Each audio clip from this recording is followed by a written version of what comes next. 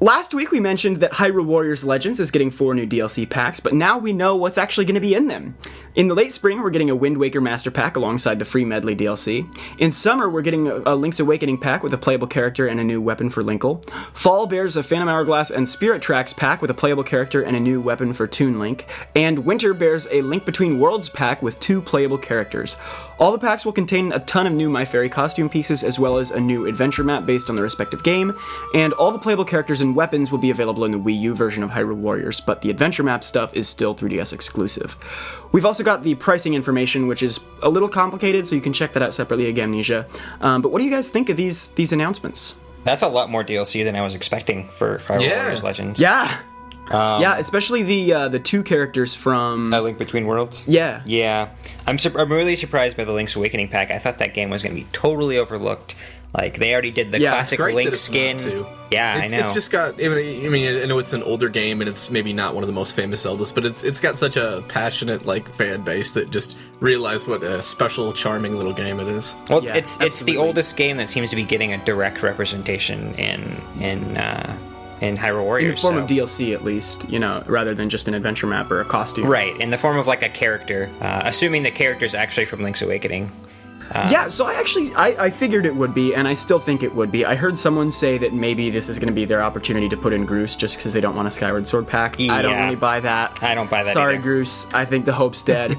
We were actually talking about this. Marin seems like the obvious choice. Yeah. Insofar as Link's Awakening actually has an obvious choice, because I don't think anyone from that game should be. But I could see Marin being a kind of... I could see Marin being a costume. Pseudo throwback to, Aro from Wind Waker, in that she's very associated with seagulls. But then this would be a chance to kind of fish a character from a completely different game than Wind Waker. Yeah, maybe. I don't know. So I could see her being kind of like that compromise for not having too many Wind Waker characters, but having something that closely represents Wind Waker.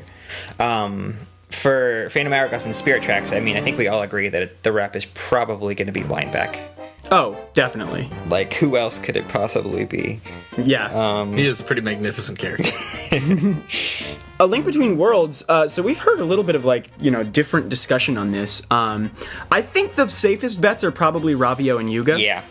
But there's also, I'm wondering about Hilda. Yeah, Hilda's Alex, I know you mentioned, Irene or Mabel. Mabel's from... I could see Irene being kind of like the Agatha option, where Irene is one of those characters that's clearly designed to appeal to the anime lover crowd. The kind of people who like Kiki Delivery Service and liked Maple from the Oracle's games. Yeah, no, I was actually going to say, Irene could be a really, really great option just in terms of playstyle because of the whole broomstick idea, flying around, and there are lots of great attacks and kinds of things that I can imagine, just based on that alone.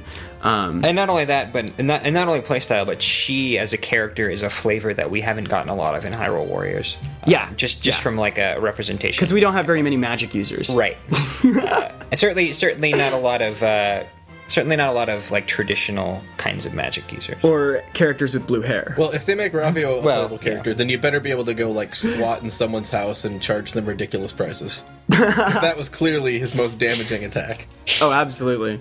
No, I think I would imagine Ravio would use the items that are specific to Link Between Worlds, the wind rod, maybe the sand rod. Yeah, that'd be cool. Yeah. The fire rod, Link already has a fire rod, so I don't know about that one, but there's some really neat stuff that Ravio could mine from A Link Between Worlds specifically. And something with his the bird creature he has too. Oh, I'm sure, yeah. Summoning Link's house and then squatting there, yeah.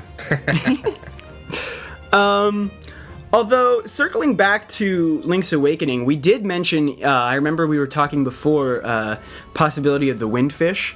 Which I don't think is going to happen just because he's so huge. It'd just be a fun joke. It would character. be cool.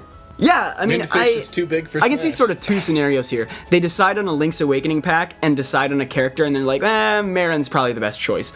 Or they decide, we want to have the Windfish playable, so let's make a Link's Awakening pack. And I don't know which of those 2 they went with, but we'll see. I feel like it's going to be Marin. Well, I think someone had mentioned, and maybe this was you, that maybe the owl could be playable. And the owl is technically the Windfish in Link's Awakening, spoiler alert. Yeah, I it's like a forgot about soul that. Yeah, he's How like could you spoil this game so badly for He's me, the- Alex? I already played it, and you still just went so heartless on me. well, I mean, you gotta solve the unsolved mysteries of Link's Awakening that you never got around. I guess so. Yeah, no, he's a incarnation of his psyche. So Yeah, that makes sense. so that could be interesting. We haven't had a animalistic character besides Minna and the Yeah, well, wolf. it could be a good opportunity to sort of make like a Kaipora Gaibora kind of character, Yeah. and obviously it would be the Windfish because it's not Kaipora Gaibora, but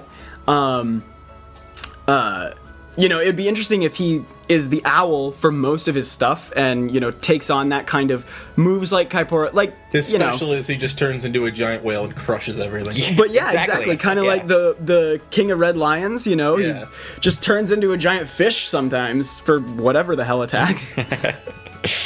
Plus, I'd love to see how they interpret the Windfish visually. Yeah. He had this really kind of psychedelic design in Link's Awakening. Hello, everybody. Thank you for listening to this Nintendo Week clip, NWC. If you like what you hear, please subscribe to us here on YouTube for more highlights and discussion videos from Nintendo Week podcast, or subscribe to us on iTunes for weekly breakdowns of all your Nintendo news, discussion segments on subjects, games, and more, and tons of other features. Thanks for listening, and we will see you tomorrow with another NWC.